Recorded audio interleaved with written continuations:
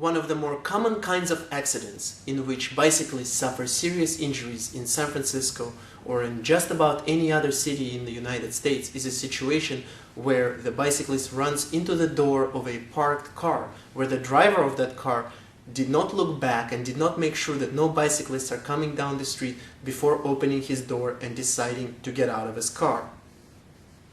In those kinds of accidents, the bicyclist will either fly over the door, hitting the ground with his body and suffering injuries that way, or even if that doesn't happen, he will run into the door with his body and suffering serious injuries, often to his shoulder, to his neck, to his back, and often to his knees as well.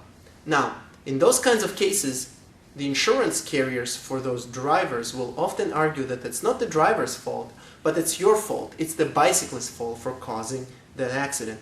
They will use one of the two arguments, or both. They will either say that you were going too fast and that you should have known that there are drivers who might be getting out of their car and you should have anticipated those kinds of situations and you should have been able to brake before you hit the door and you should have been able to prevent your accident. They might also argue that you were going too close to the right, too close to the parked cars, and if you were going a little bit more to the left, then you could have avoided running into the door even if you were going fast and weren't able to brake.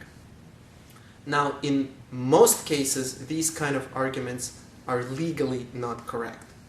In all the states, the driver has an obligation to look back and make sure that no bicycles are coming before opening the door.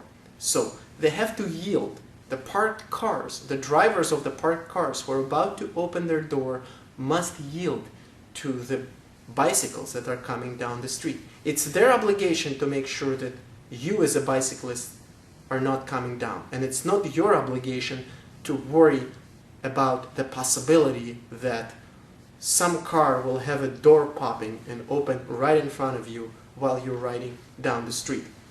The second argument is particularly not persuasive because if you're going on a busy street, you're not supposed to be going further from the cars and closer to the middle of the street because then you endanger yourself for far more serious reasons. You put yourself right in front of the cars that are behind you and you're not supposed to be doing that. So, if you've been involved in this kind of accident, don't let the insurance company for the driver of that parked car lead you into believing that it's your fault, because in most cases it's not your fault. Thank you.